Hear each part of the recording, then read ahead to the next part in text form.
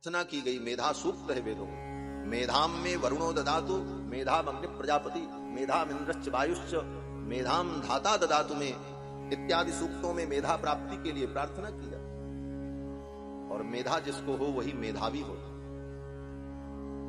अगर व्यक्ति मेधावी नहीं है, उसकी स्मरण शक्ति नहीं है, उसे कुछ याद नहीं रहता, तो कितना भी वो पढ़ ले सुन ले, जब सुनाने का समय आएगा उस समय उसकी बुद्धि में आएगा ही तो क्या सुना पाएगा। इसलिए तीसरी विशेषता क्या होनी चाहिए, बोले मेधाविनो।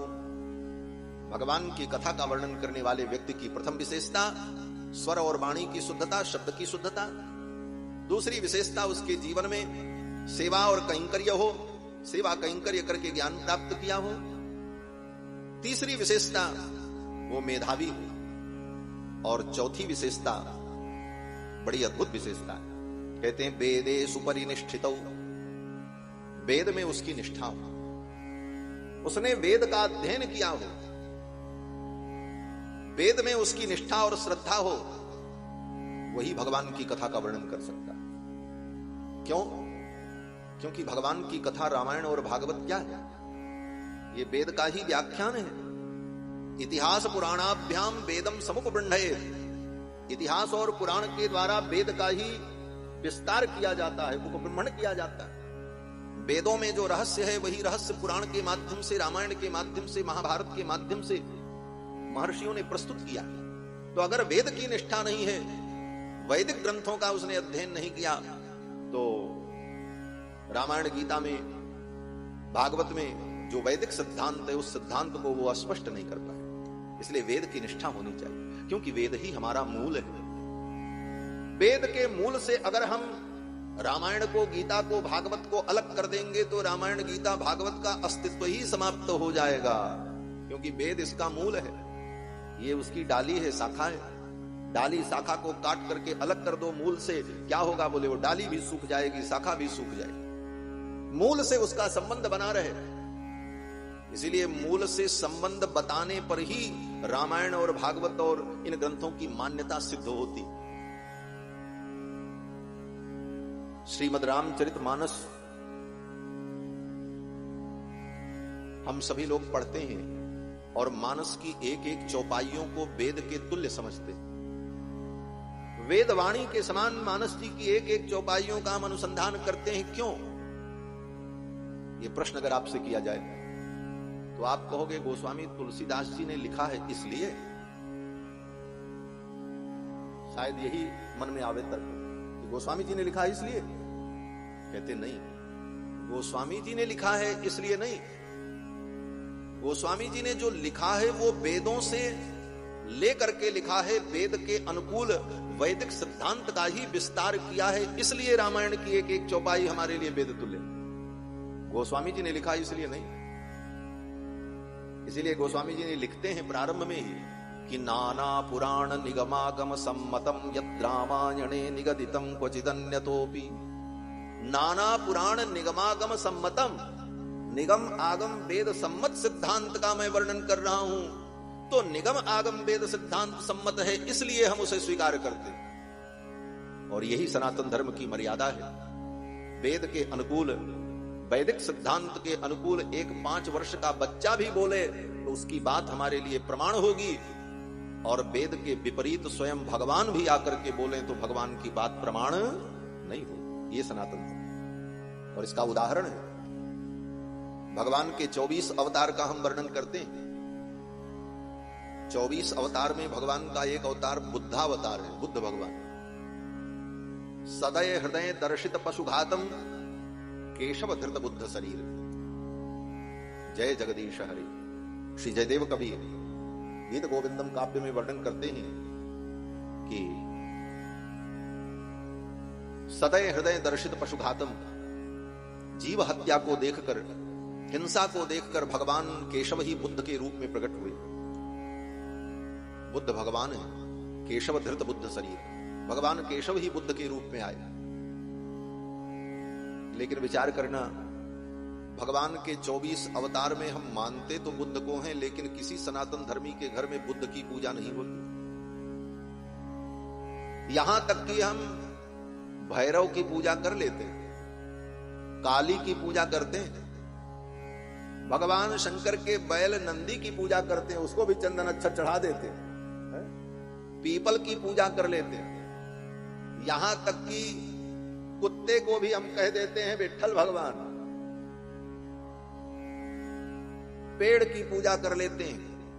लेकिन किसी सनातन धर्मी के घर में बुद्ध की पूजा नहीं होती, और न बुद्ध के नाम पर हम कोई उत्सव मनाते हैं, न बुद्ध के नाम पर कोई जयंती मनाते हैं, न बुद्ध के नाम पर कोई कथा कहानी होती है, न बुद्ध के नाम पर हम कोई स्मारक बना करके कोई उत्सव करते हो, ऐसा भी नहीं होता। क्यों नहीं होता? जब बुद्ध भगवान हैं और 24 अवतार में उन्हें आपने स्वीकार किया, तो उन बुद्ध का भी विस्तार करिए। क्यों नहीं करते? इसलिए नहीं करते कि बुद्ध भगवान के अवतार तो हैं, लेकिन बुद्ध ने वेदों के विरुद्ध उपदेश किया, वेदों के विपरीत उपदेश किया, वेद के सिद्धांत का खंडन किया, इसलिए ऐसे भगवान को भी हमने त्याग दिया। यही सिद्धांत है, भगवान बुद्ध को हमने त्याग दिया।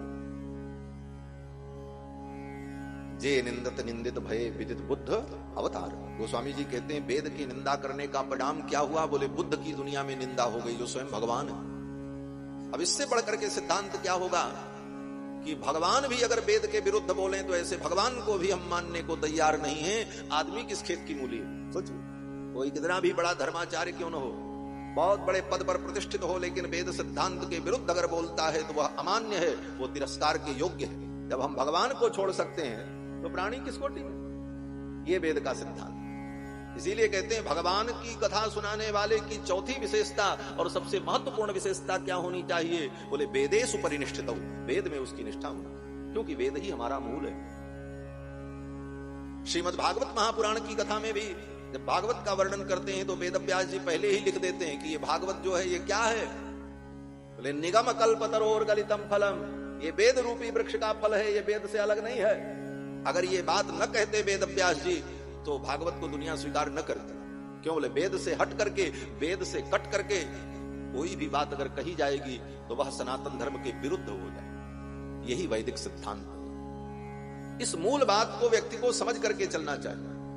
आज कितने व्याख्यानकर्ता ऐसे हैं जो यही कह देते हैं वेद में तो ऐसा लिखा है, वेद में वैसा लिखा है, वेद से किसी का कल्याण नहीं होगा, ये करो इसी से कल्याण होगा। बोले जब तक वेद से तुम जुड़े नहीं रहोगे तब तक तुम्हारी डाली और शाखा सब सूख जाएगी। महर्षि वाल्मीकि ने देखा कि ये बालक दोनों स्वर संपन्न हैं, मेधावी हैं और वेदों में इनकी निष्ठा है, सेवा परायण है, इन्हीं को मैं रामायण का अध्ययन करा दूं। और महर्षि वाल्मीकि ने संपूर्ण रामायण कुश और लव को याद करा दिया। दोनों भाइयों ने कंठस्थ कर लिया और कंठस्थ करके गायन करने लगे। किस प्रकार? बोले तंत्री लय समन्वित, वीणा बजा करके वीणा के तार को झंकृत करते हुए कुश और लव दोनों भाई रामायण का गान करने लगे। उनके गान को सुनकर महर्षि वाल्मीकि बड़े आनंदित हुए। महर्षि वाल्मीकि ने कुश और लव से कहा, बेटा तुम यही आश्रम में पहले कथा सुनाओ। पहली कथा, पहली श्री राम कथा का आयोजन महर्षि वाल्मीकि के आश्रम में हुआ। और कुश और लव दोनों भाई, ये कुश लव दो भाई जो हैं, इसमें कुश बड़े हैं, लव छोटे हैं। सामान्य लोग तो कहते हैं लव कुश, लेकिन लव छोटे हैं, कुश बड़े हैं। कुशी लवौ चुधर्मज्ञौ राजपुत्रौ यशस्विनौ। कुश बड़े हैं, लव छोटे हैं तो दोनों जुड़वा ही, कुछ मिनट का अंतर है बस। और इनका जब जन्म हुआ था, इनका संस्कार करने के लिए, जात कर्म संस्कार करने के लिए संयोग से श्री शत्रुघ्न जी महाराज पहुंच गए थे। जानकी जी का भगवान ने त्याग कर दिया था जब वो अंतर्वतनी थी, और जानकी जी महर्षि वाल्मीकि के आश्रम में जाकर के निवास करते थे। बहुत से लोग इस त्याग को प्रामाणिक नहीं मानते। कई विद्वानों ने इस पे बहुत सारी आपत्तियां उपस्थित की कि सीता जी का निर्वासन नहीं हुआ।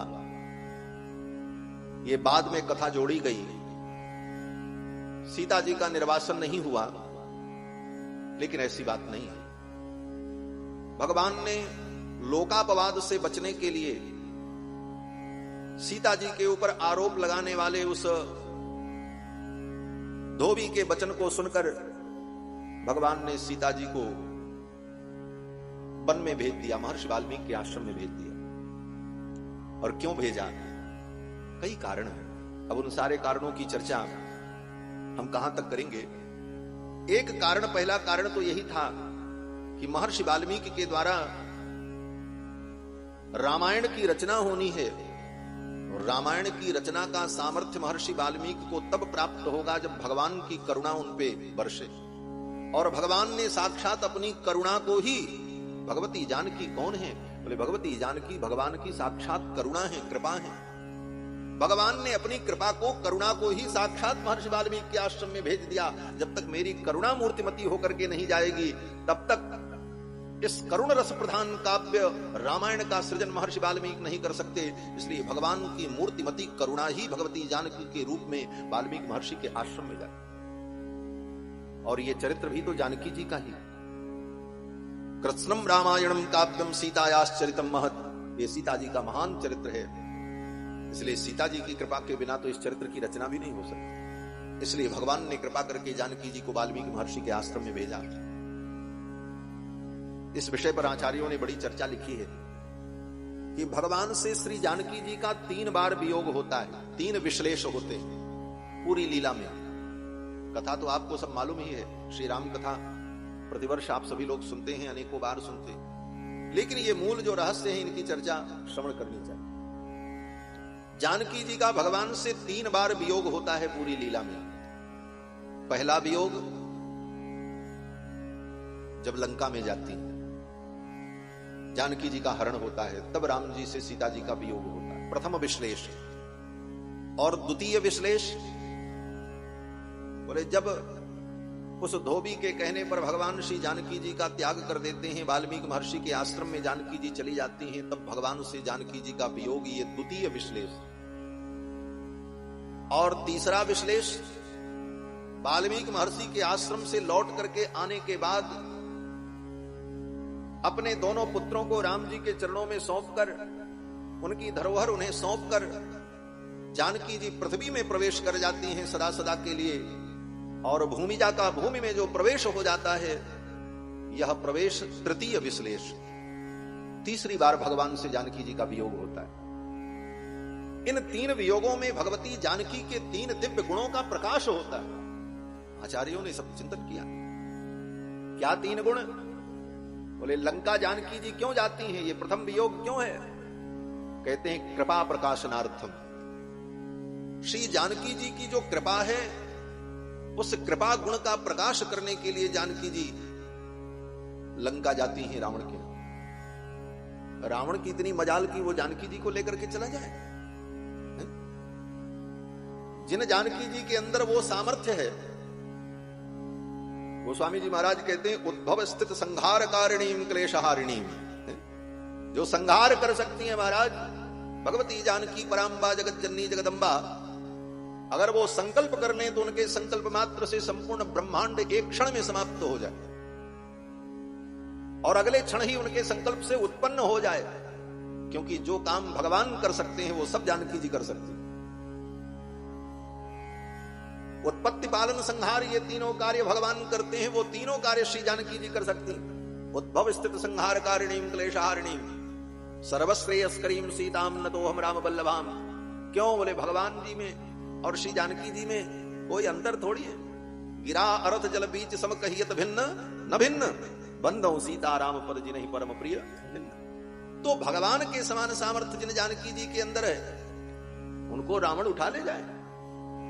महर्षि वाल्मीकि ने तो लिखा भी है कि लंका में पहुंचने के बाद जानकी जी रावण को डांटती हुई कहती हैं, तुम क्या समझते हो, तुम मुझे उठा के लाए हो? मैं अभी चाहूं तो तुमको और तुम्हारी लंका को मैं भस्म कर दूं। ये कहा है जानकी जी श्रीमद् वाल्मीकि रामायण में। रावण से कहती है नत्वाम पूर्व दशक ग्रीव भस्म भस्मार है तेजसा। ऐ दशक ग्रीव, मैं अपने दिव्य तेज के द्वारा मैं तुमको भस्म नहीं कर रही हूं, चाहूं तो अभी मैं तुमको भस्म कर दूं, नष्ट कर दूं। इतना सामर्थ्य होते हुए भी जानकी जी दुख सहन कर रही हैं लंका में, अशोक वाटिका में। क्यों? कहते हैं कृपा के परवश होकर। क्या कृपा? बोले जानकी जी के हृदय में इतनी अपार कृपा और करुणा है, वो सोचती हैं शायद अब रावण सुधर जाए, शायद अब रावण की बुद्धि शुद्ध हो जाए और ये भगवान की शरण में चला जाए तो इसके प्राण बच जाए, नहीं तो राम जी इसको मार देंगे। ये करुणा है जानकी। इसीलिए जानकी जी ने रावण को समझाया है, तेन मैत्री भवतु ते यदि जीवितुमिच्छसि, अगर तुम जीना चाहते हो तो राम जी के शरण में चले जाओ, नहीं तो मार दिए जाओगे। लंका में बैठकर उस दुष्ट की यातनाओं को सहन करके उस दुष्ट को उपदेश करती हैं। ऐसी कृपा किसके अंदर होगी? ऐसी कृपा तो भगवती जानकी के अंदर ही हो सकती कि जो व्यक्ति हमें दुख दे, हमको सतावे, उसके बाद भी हम उसे उपदेश देकर के सही मार्ग में लगाने का प्रयास करें, ये करुणा के बिना कैसे संभव? ये भगवती जानकी जी की अपार करुणा। तो कृपा गुण का प्रकाश करने के लिए जानकी जी लंका जाती हैं, अन्यथा उन जीवों का कल्याण न होता। जानकी जी ने यह भी विचार किया, सब जीवों को तो दर्शन दे देंगे रघुनाथ जी, लंका नहीं जाएंगे। लंका के उन पापी जीवों का पाप कैसे नष्ट होगा, उनका कल्याण कैसे होगा, उनका उद्धार कैसे होगा? क्योंकि ये तो वहां जाएंगे नहीं और वहां जाने का कोई कारण नहीं बनेगा। इसलिए जानकी जी ने विचार किया कि मैं ही वहां जाऊं, और जब मैं जाऊंगी तो रघुनाथ को भी आना ही पड़ेगा, और जब ये आएंगे तो उन जीवों को भी, उन पामर प्राणियों को भी रघुनाथ जी का दर्शन हो जाएगा, वे भी कृतार्थ हो जाएंगे और पवित्र हो जाएंगे। तो कृपा नाम के इस दिव्य गुण का प्रकाश करने के लिए भगवती जानकी का भगवान से प्रथम विश्लेष होता है, और द्वितीय विश्लेष वाल्मीकि जी के आश्रम में जब भेजा, कहते हैं पारतंत्र गुण को प्रकाशित करने के लिए। पारतंत्र गुण क्या है? बोले जीव सदा भगवान के परतंत्र है। हम जीवन में दुखी तभी होते हैं जब हम अपनी परतंत्रता को भूलकर अपने को स्वतंत्र मान लेते हैं। हर क्षण हमें यह अनुभव करना चाहिए कि हम भगवान के अधीन हैं, हम परतंत्र हैं, हम स्वतंत्र नहीं। परबस जीव स्वबस भगवंता, जीव अनेक एक श्रीकंता। ये जीव पराधीन है, परवश है, और किसके अधीन है? बोले भगवान के अधीन। भगवान की आधीनता को भूलकर हम स्वाधीन बनना चाहते हैं, और यह स्वाधीनता ही हमारे विनाश और दुख का कारण बन जाता है। भगवान की पराधीनता को भूलकर हम स्वाधीन बनने चले, परिणाम क्या हुआ? बोले और पराधीन हो गए। किसके किसके पराधीन हुए? बोले भगवान की पराधीनता न मानने का परिणाम यह हुआ कि हम काम के पराधीन हुए, क्रोध के पराधीन हुए, लोभ के पराधीन हुए। कितने के पराधीन हो? जीवन में पराधीनता ही पराधीनता मिलती रही, स्वाधीनता आई ही नहीं। स्वाधीनता तो तब आएगी जब हम भगवान की पराधीनता को स्वीकार करें। धर्म सम्राट स्वामी श्री कृपात्री जी महाराज अपने उद्बोधन में कहते हैं कि परम स्वाधीन सत्ता को प्राप्त करने के लिए व्यक्ति को पहले पराधीन बनना पड़ता है। जब तक हम पराधीनता स्वीकार नहीं करेंगे तब तक उस परम स्वाधीन सत्ता को प्राप्त नहीं कर सकते। बंधुओं, तो भगवती श्री जानकी जी अपने अंदर पारतंत्र का अनुभव करती है। ये जीव का स्वरूप है पारतंत्र, हम भगवान के परतंत्र हैं, और इस परतंत्रता को भूलना ही हमारे जीवन में दुख को निमंत्रण है। जानकी जी को जब भगवान ने त्याग दिया, लक्ष्मण जी से कहा इनको पहुंचा करके चले आओ। लक्ष्मण जी जब गंगा के तट पर छोड़ करके आए श्री जानकी जी को, तो जानकी जी ने विचार किया, पहले मन में विचार आया कि प्रभु ने मुझे त्याग दिया है तो अब मैं क्या करूं? अब मेरा जीवन व्यर्थ है, मुझे गंगा में कूदकर अपने प्राणों का त्याग कर देना चाहिए। और गंगा में कूद करके भगवती जानकी प्राण त्याग करने का संकल्प करती है, और ज्यों ही कूदने चलती हैं, अगले ही क्षण उनके मन में यह भाव आता है कि मैं अपने प्राणों का त्याग करूं, मैं मर जाऊं, ये मरने की स्वतंत्रता भी तो मुझे नहीं है, मैं तो भगवान के अधीन हूं। पराधीन व्यक्ति को तो मरने की भी स्वतंत्रता नहीं है। हम ठाकुर के अधीन हैं, हम अपने से मरने का भी संकल्प नहीं कर सकते। इसीलिए हमारे यहां आत्महत्या को पाप माना गया। आप अपने से अपने मरने का उपाय अगर करते हैं तो आप पाप कर रहे हैं। क्यों? बोले आप मरने के लिए भी स्वतंत्र नहीं। जब भगवान मारेंगे तभी आपको मरना, नहीं तो आत्महत्या को पाप क्यों माना जाता? आत्महत्या करने पर प्रेत योनि की प्राप्ति, आत्महत्या करने पर सरकारी दंड, सारे विधान है। आत्महत्या का प्रयास करते हुए आप पाए गए तो आपको सजा होगी, मुकदमा चल जाएगा। क्यों? बोले आप मरने के लिए भी स्वतंत्र नहीं। जब हम पैदा होने के लिए स्वतंत्र नहीं थे तो मरने के लिए स्वतंत्र कैसे हो सकते? तो मरने की भी स्वतंत्रता हमारे अंदर नहीं है। हम भगवान के परतंत्र हैं और इसलिए भी परतंत्र हैं। श्री जानकी जी ने विचार किया कि मेरे गर्भ में रघुकुल का बालक है, रघुनंदन एक पत्नी व्रत हैं, वो दूसरा विवाह करेंगे नहीं, और मेरा उन्होंने त्याग कर दिया है, पुनः मुझे स्वीकार करेंगे नहीं। मेरे गर्भ में जो बालक है यही एकमात्र रघुनंदन के वंश का प्रवर्तक होगा। अगर मैं अपने जीवन को समाप्त कर दूंगी तो यह गर्भस्थ बालक भी समाप्त होगा। मुझे मरने की स्वतंत्रता नहीं है। मैं तो प्रभु के अधीन हूं, परतंत्र हूं, और मेरा जो कर्तव्य है उस कर्तव्य का मुझे पालन करना चाहिए। मुझे इस जीवन को धारण करके, इन पुत्रों को जन्म दे करके, इनका पालन पोषण करके, इनको योग्य बना करके रघुनंदन की गोद में मैं सौंप दूं, उसके बाद मेरा कर्तव्य पूर्ण होगा। इसलिए मुझे मरने का भी अधिकार। ये पारतंत्र, इस पारतंत्र का अनुभव किया श्री जानकी जी ने, इसलिए मरने का संकल्प त्याग दिया और महर्षि वाल्मीकि के आश्रम में रहकर बालकों को जन्म देते। और तीसरा विश्लेष जब हुआ, वाल्मीकि जी जानकी जी को लेकर के आए। नैमिषारण्य में भगवान का अश्वमेध यज्ञ चल रहा था रघुनाथ जी का। उसी अश्वमेध यज्ञ में जानकी जी को लेकर के महर्षि वाल्मीकि आए और महर्षि वाल्मीकि ने कहा, ये जानकी परम पवित्र हैं, जिनको आपने अपवित्र मान करके त्याग कर दिया। लोकापवाद के भय से इनका चरित्र विशुद्ध और पवित्र है। और आज भरी सभा में जानकी स्वयं अपनी पवित्रता का प्रमाण प्रस्तुत करेंगी। और महर्षि वाल्मीकि के कहने पर जानकी जी ने रघुनंदन की सभा में खड़ी होकर कहा, हे महाराज, मैं मन वचन कर्म से आपके चरणों में समर्पित हूं। और इसका प्रमाण यही है कि मन वचन कर्म से एकमात्र रघुनंदन के चरण में अगर मैंने प्रेम किया हो, मेरा जीवन उनके लिए समर्पित रहा हो, तो हे भूदेवी, इसी समय मुझे मार्ग प्रदान कर दो। मैं आपकी गोद में आना चाहती हूं। तथा में माधवी देवी विवरम दातुमर्हति। हे माधवी देवी, मुझे विवर प्रदान करो, मैं आना चाहती हूं आपकी गोद में। मन वचन कर्म से मैंने मनसा कर्मणा वाचा पतिमेक समर्चिता, मन वचन कर्म से मैंने केवल रघुनंदन के चरणों में प्रेम किया हो। इस धर्म के प्रभाव से, सत्य के प्रभाव से पृथ्वी फट जाए, मैं पृथ्वी की गोद में समा जाऊं। इसको कहते हैं अनन्यार्हत्व गुण। अनन्यार्हत्व माने मैं भगवान को छोड़कर और किसी के योग्य नहीं हूं, भगवान के लिए ही हूं और किसी के लिए नहीं। इस धर्म का निदर्शन करने के लिए, इस भाव को प्रकट करने के लिए ज्यों ही जानकी जी ने संकल्प किया, उसी समय पृथ्वी फट गई और पृथ्वी से भगवती भूदेवी का प्रादुर्भाव हुआ। और भूदेवी ने भगवती जानकी को बुलाया और कहा, बेटी आओ, मैं तुम्हें लेने आई हूं। ये अयोध्यावासी तुम्हारे स्वरूप को नहीं समझ सके, बेटी आओ, चलो मेरे साथ। इतना कहते ही भगवती जानकी जाकर के भूदेवी की गोद में बैठ जाती हैं और वो सिंहासन धीरे धीरे पृथ्वी के अंदर समाहित होने लगे। भगवान श्री राम अपने सिंहासन से उठ करके दौड़ पड़े, सीते सीते रुक जाओ। तब तक सिंहासन भू विवर में, पृथ्वी के उस गर्त में प्रवेश कर गया। और जब तक भगवान उस स्थल तक पहुंचते, तब तक पृथ्वी की दरारें सट गईं। भगवान भूमि पर गिर पड़े और विलाप करने लगे, रोने लगे, सीते मुझे छोड़ करके मत जाओ, मैं आज ही ब्रह्मांड को समाप्त कर दूंगा। मेरी सीता अगर मुझे प्राप्त नहीं हुई, भूदेवी के टुकड़े टुकड़े कर दूंगा।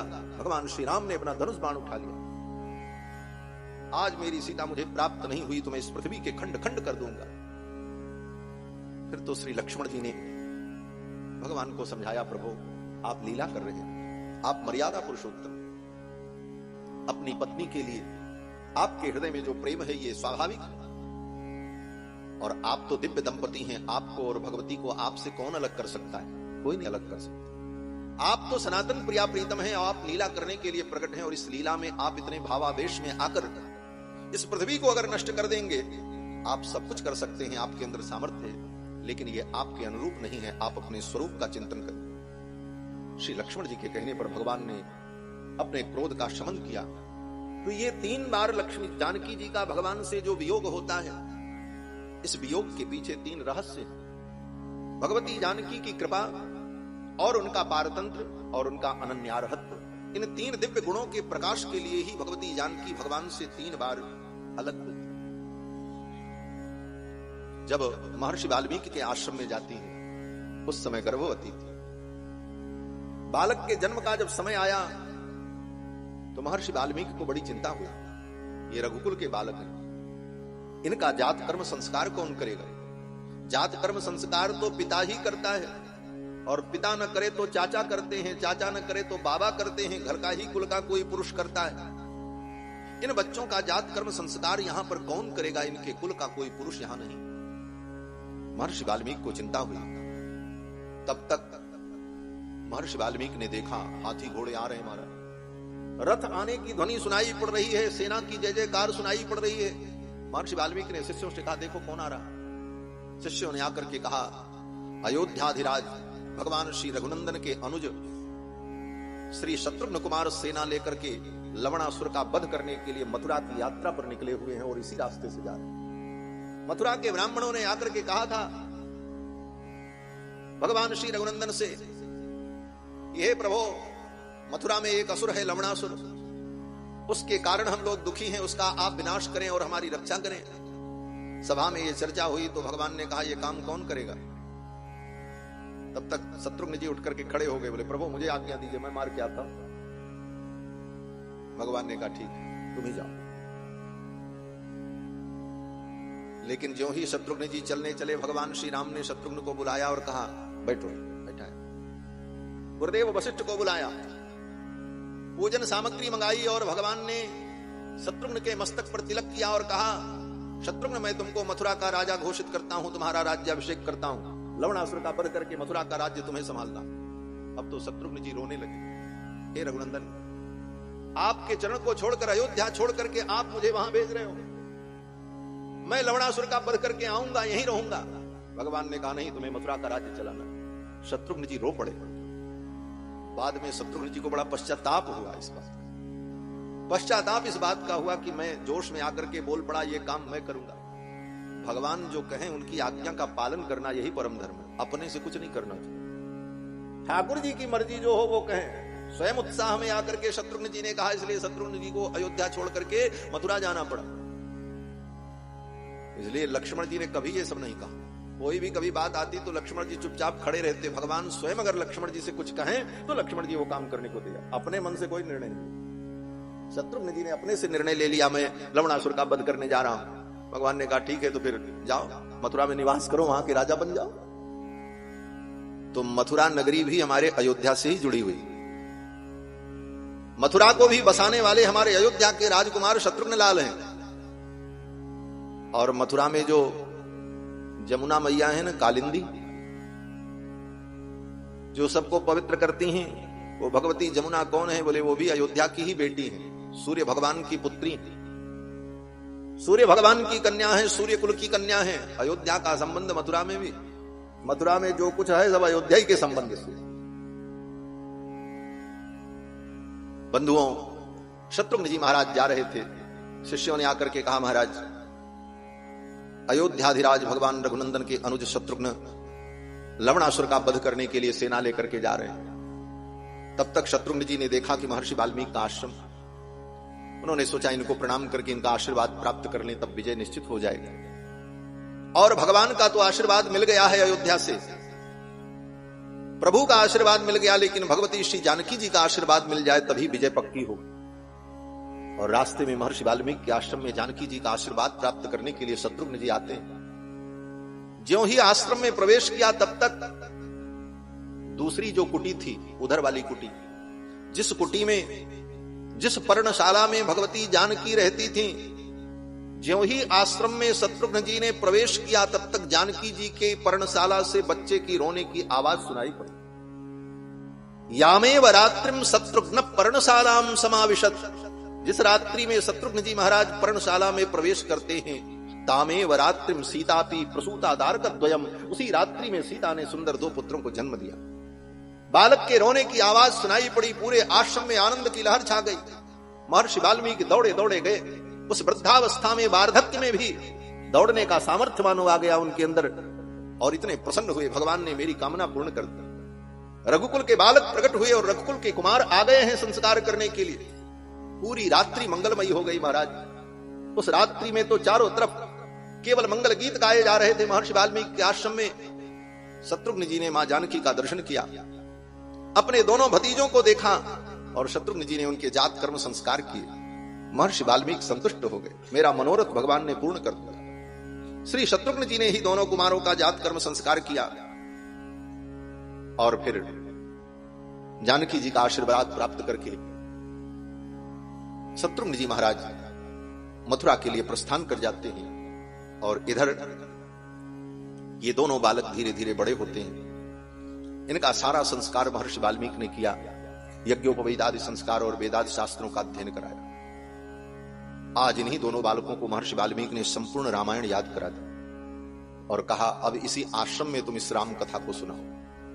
प्रथम आयोजन महर्षि वाल्मीकि के आश्रम में हुआ और बड़े बड़े ऋषि मुनि महात्मा, वेद वेदांत के विद्वान जो उनके आश्रम में थे, क्योंकि महर्षि वाल्मीकि तो कुलपति थे। कुलपति का मतलब बोले 10,000 ऋषि मुनियों को जो अपने आश्रम में रखकर उन्हें भोजन वस्त्र आच्छादन और उनका भरण पोषण करने का सामर्थ्य रखता है, ऐसे मुनि को कुलपति कहा जाता है। आज तो विश्वविद्यालय के प्रमुख को कुलपति कहते हैं, पहले तो गुरुकुल ही विश्वविद्यालय होता था महर्षियों का, जिसमें 10,000 ऋषि मुनि महात्मा लोग रहें और आश्रम के द्वारा उनका भरण पोषण हो, उनका भजन, उनकी साधना, उनका स्वाध्याय चलता रहे, ये सारा कार्य जिसके नेतृत्व में हो उसको कुलपति कहते हैं। महर्षि वाल्मीकि कुलपति। उनके आश्रम के सभी मुनि महात्मा लोग बैठे कथा श्रवण करने के लिए और कुश और लव दोनों भाई कथा का वर्णन करने लगे। जब वर्णन करने लगे तो तच्छ्रुत्वा मुनयः सर्वे बाष्पलकुलेक्षणः, आश्रम के जितने मुनि महात्मा थे, तच्छ्रुत्वा मुनयः सर्वे बाष्पपर्याकुलेक्षणः, जितने मुनि महात्मा थे उनकी आंखों से अश्रुपात होने लगा, सब रोने लगे महाराज राम कथा सुनकर। भगवान की कथा सुनकर के हृदय द्रवीभूत न हो, आंखों में अश्रु न आवे, उसका कथा सुनना बेकार है। बाग गदगदा द्रवते यस्य चित्तम रुदत्य भीक्षणम हसति क्वचित्, विलज्ज उद्गायत नृत्यते च मद्भक्ति युक्ता भुवनम पुनाति। भगवान कहते हैं मेरी कथा सुन करके वाणी गदगद हो जाए, बाग गदगदा, द्रवते यस्य चित्तम, जिसका चित्त द्रवीभूत हो जाए, रुदंत्य भीक्षणम, बार बार रोता रहे। कथा तो बार बार रोने की चीज है महाराज, हंसने की चीज है। लोग कहते हैं महाराज वो तो कथा में खूब हंसाते हैं, मिनट मिनट पर ऐसी बातें कि हंस नहीं होता। लेकिन वेद व्यास जी क्या लिखते हैं, रुदंत भीक्षणम, बार बार जिस कथा में रोना हो वो कथा है रुदंत भीक्षणम। बोले हंसना कभी कभी हो, हंसति क्वचित, आगे कहते हैं क्वचित माने कहीं कोई ऐसा प्रसंग हंसने की बात थोड़ी बहुत आ जाए अलग बात है, लेकिन रोने की तो प्रधानता होनी चाहिए। विलज्ज उद्गायत नृत्यते च, और उस रोने में लज्जा का त्याग करके विलज्ज होकर के उद्गायन करे, जोर जोर से रोए, फपक फपक कर रोए, तब इस कथा को सुन करके अंतःकरण निर्मल हो जाता, धुल जाता। आंखों से अश्रुपात हो गए, समझो हृदय धुल रहा है, वो प्रक्षालन होकर के सब गंदगी निकल रही है। विलज्ज उद्गायत नृत्यते च मद्भक्ति युक्ता भुवनम पुनाति, ऐसी भक्ति से युक्त जो प्राणी है वो पृथ्वी को पवित्र कर देता है। ऐसे भगवान के भक्त जहां जाए वो भूमि तीर्थ बन जाती है, वो पवित्र हो जाती। अब महाराज यही बात गोस्वामी जी महाराज कहते हैं, हरि गुण गावत पुलक शरीरा और गदगद गिरा नयन बह नीरा।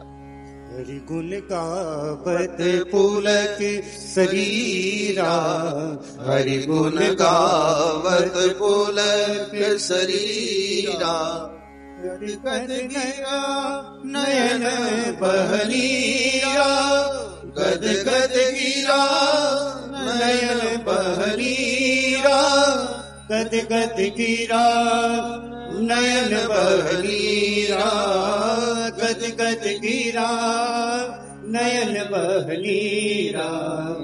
हरि गुण गावत पुलक शरीरा, हरि गुण गावत पुलक शरीरा, मन गुण गावत पुलक भगवान के चरित्र का गान करते समय शरीर पुलकित हो जाए,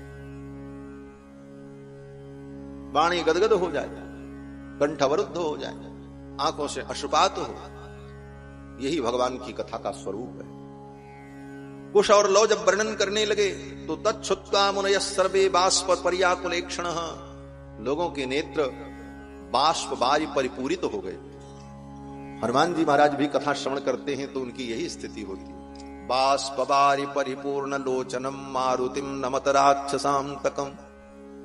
बाष्प बारी परिपूर्ण लोचन, बाष्प पर्याकुलेक्षण और साधु साध्वीति तावूचुः परम विस्मयमागता। और सभी श्रोता जितने थे महर्षि के आश्रम के महात्मा लोग सब कहने लगे साधु साधु, ऐसी सुंदर कथा, क्या सुंदर वर्णन किया। और सभी महात्मा उठ करके कहने लगे अहो गीतस्य माधुर्यम, इनके गीत का माधुर्य तो देखो, कितना सुंदर मधुर गायन कर रहे हैं। श्लोकानाम च विशेषतः, और विशेष करके श्लोकों का कितना सुंदर गायन कर रहे हैं। और वर्णन शैली कैसी है, कहते हैं चिर निर्वृत्तमप्येतम प्रत्यक्षमिव दर्शितम।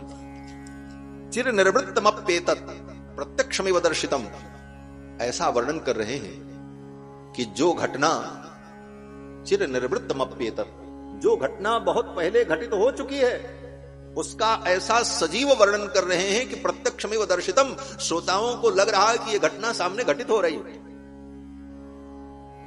लवकुश जब वर्णन करने लगे भगवान के जन्म प्रसंग का, तो जितने मुनि महात्मा थे उनको लग रहा था सुनकर के कि राम जी का जन्म महोत्सव हम अपनी आंखों से देख रहे हैं। प्रत्यक्षमिव दर्शितम, प्रत्यक्ष उन्हें भगवान के वो चरित्र दिखाई पड़ने लगे। कथा वर्णन की यही विधि है कि श्रोता की आंखों के सामने भगवान का वो चरित्र चलचित्र के समान चलने लग जाए। वर्णन की शैली ऐसे। लवकुश ने जब ऐसा वर्णन किया महाराज, सारे मुनि महात्मा प्रसन्न हो, रो पड़े। मुनियों ने उठ करके कहा बेटा ऐसी सुंदर कथा तुमने सुनाई, इसके बदले में मैं तुम्हें क्या दूं?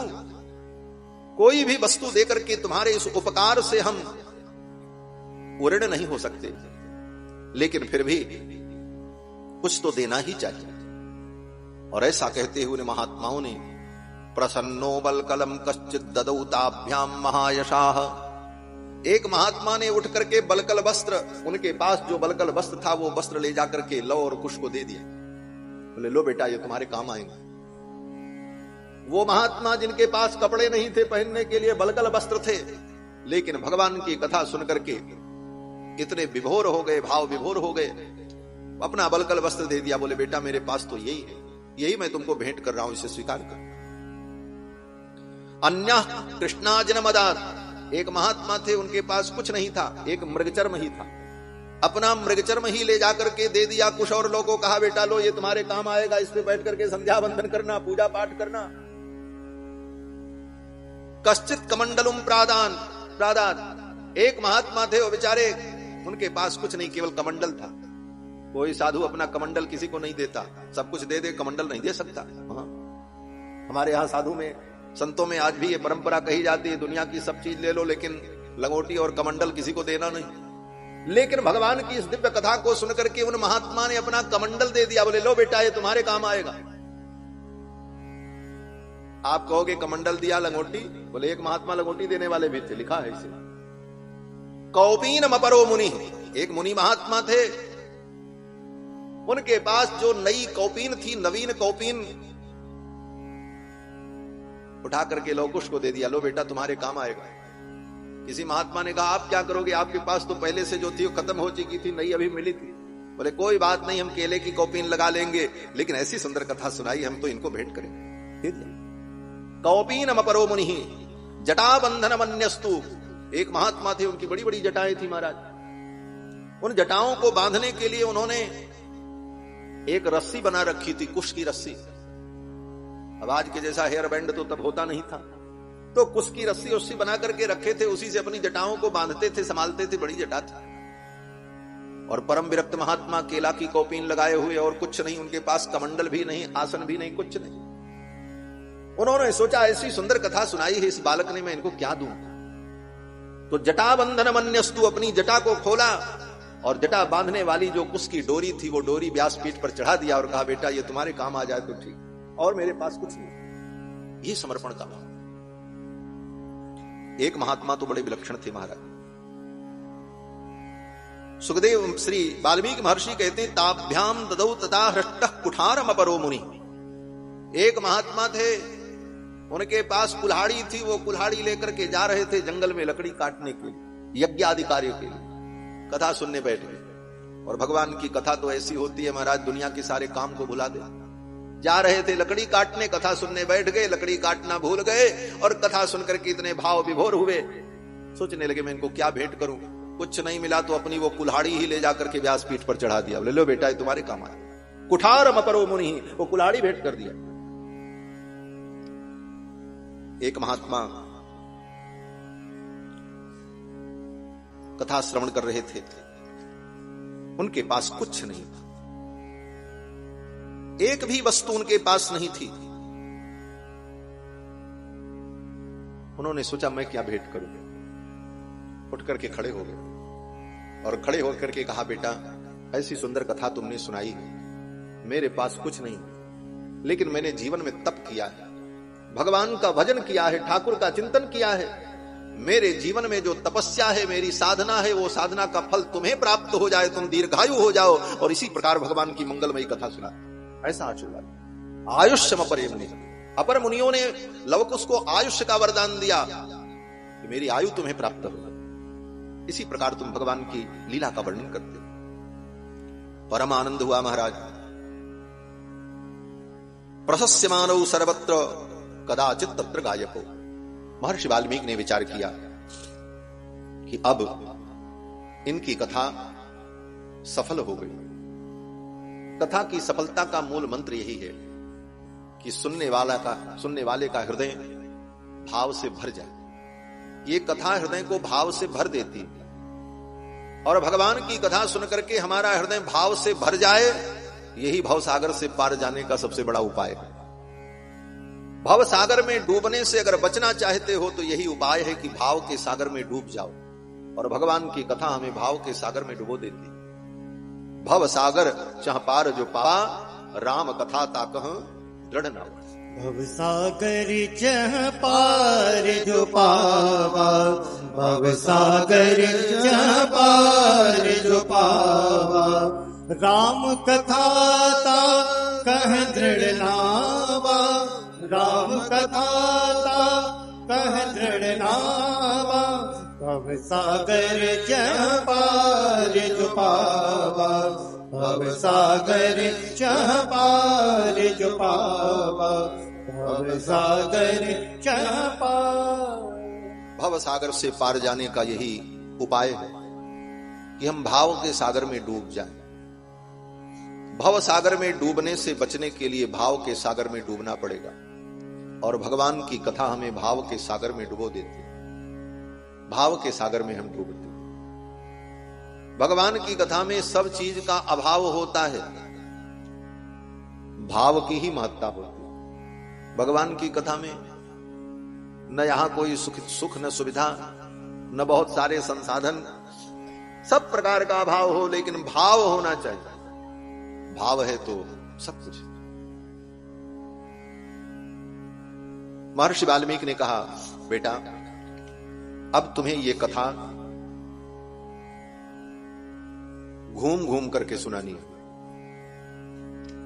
कैसे? महर्षि वाल्मीकि ने कहा व्यासपीठ पर बैठ करके नहीं, ऐसे चलते हुए वर्णन करना है, गली गली में घूम घूम करके। कुश और लो ने कहा गुरुदेव जैसी आपकी आज्ञा। उसी समय नैमिषारण्य में भगवान श्री राम का अश्वमेध यज्ञ चल रहा था। उस अश्वमेध यज्ञ में भगवान यज्ञ की दीक्षा लेकर के बैठे थे। पत्नी के स्थान पर स्वर्ण की सीता जी की मूर्ति बना करके रखकर यज्ञ का विधान चल रहा था, क्योंकि पत्नी के बिना कोई यज्ञ होता नहीं। पत्नी के बिना यज्ञ की पूर्ति नहीं हो सकती। वस्तुतः विवाह संस्कार का प्रयोजन ही यज्ञादि कर्मों का संपादन है। पाणि ग्रहण स्त्री का क्यों किया जाता है, पुरुष क्यों करता है?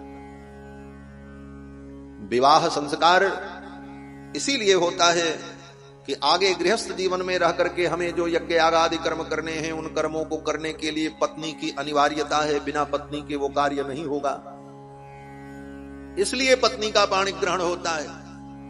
धर्म के लिए हम पत्नी का पाणी ग्रहण करते हैं, इसीलिए पत्नी का नाम धर्म पत्नी होता है। पति का नाम धर्मपति नहीं होता। किसी पति को कोई धर्मपति कहता हो तुमको बताओ। पत्नी को धर्म पत्नी क्यों कहा जाता है?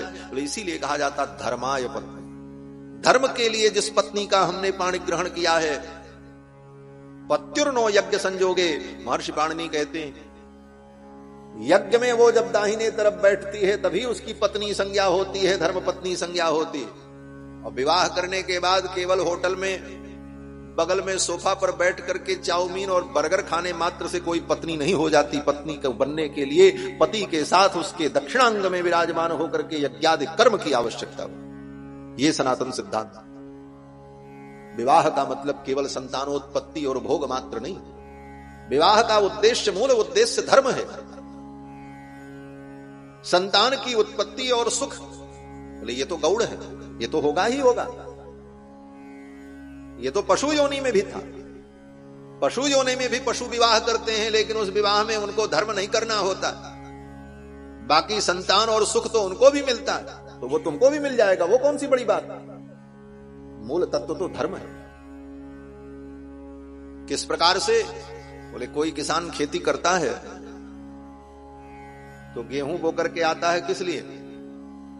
अगर उससे पूछो कि भाई तुमने गेहूं की खेती की क्यों, तो क्या उत्तर देगा? वो यही उत्तर देगा कि हमने गेहूं के लिए खेती किया। कोई व्यक्ति ये उत्तर नहीं देगा कि भूसा के लिए हमने खेती किया है। 50 कुंटल भूसा हमको मिल जाए इसलिए हम गेहूं बो करके आए हैं, ये कोई बुद्धिमान कहेगा? नहीं कहेगा। जब भी वो कहेगा तो यही कहेगा हमने गेहूं के लिए खेती किया। बोले तो भूसा? बोले भूसा तो मिलेगा ही मिलेगा। खेती तो गेहूं के लिए की, लेकिन भूसा तो मिला। उसी प्रकार विवाह संस्कार धर्म के लिए किया। सुख और संतान तो ये तो भूसा के रूप में मिलेगा ही मिलेगा। जब विवाह हुआ है तो सब तो होएगा ही। इसलिए मूल उद्देश्य धर्म है। पत्नी के बिना कोई भी धर्म नहीं होता। इसलिए भागवत जी में वर्णन है, महर्षि कर्दम ने जब तपस्या की 10,000 वर्ष, 10,000 वर्ष तक तप किया इसलिए कि हमारा विवाह हो जाए। 10,000 वर्ष इसीलिए तपस्या किया कि हमारा विवाह हो जाए। भगवान प्रसन्न हुए, भगवान ने आकर के दर्शन दिया। बोले मांगो, क्या मांगते हो? तो महर्षि कर्दम ने कहा समान शीलाम गृहमेध धेनुम तथा चाहम परिवोढ़ काम। हे भगवान, मैं विवाह करना चाहता हूं। बोले किस लिए विवाह करना चाहते हो? बोले समान शीलाम गृहमेध धेनुम, समान गुण धर्म वाली मुझे पत्नी प्राप्त हो जिसके साथ मैं यज्ञादि धर्म को कर सकूं। उद्देश्य धर्म था। तो बिना पत्नी के कोई धर्मादि कृत्य नहीं होते, इसलिए विवाह। लेकिन भगवान श्री राम को यज्ञ करना था। पत्नी जा चुकी है, पत्नी के बिना वो धर्म कैसे होगा? तो ऋषियों ने विकल्प बताया कि जो आपकी पत्नी है उनकी मूर्ति बना करके प्राण प्रतिष्ठा करके रखो। स्वर्ण की सीता बनाई गई। और सीता जी तो वास्तव में स्वर्ण रूप है ही है। सीता जी कौन है? लक्ष्मी जी ही तो है। राघवत्वे भवत सीता रुक्मिणी कृष्ण जन्मनि। महर्षि पराशर कहते हैं कि भगवान नारायण जब राम के रूप में प्रकट होते हैं तो लक्ष्मी सीता जी के रूप में प्रकट होती है। राघवत्वे भवत सीता रुक्मिणी कृष्ण जन्मनि। और भगवान नारायण जब कृष्ण के रूप में प्रकट होते हैं तो लक्ष्मी जी रुक्मिणी के रूप में प्रकट। तो सीता जी कौन है? बोले साक्षात महालक्ष्मी। और महालक्ष्मी का स्वरूप क्या है?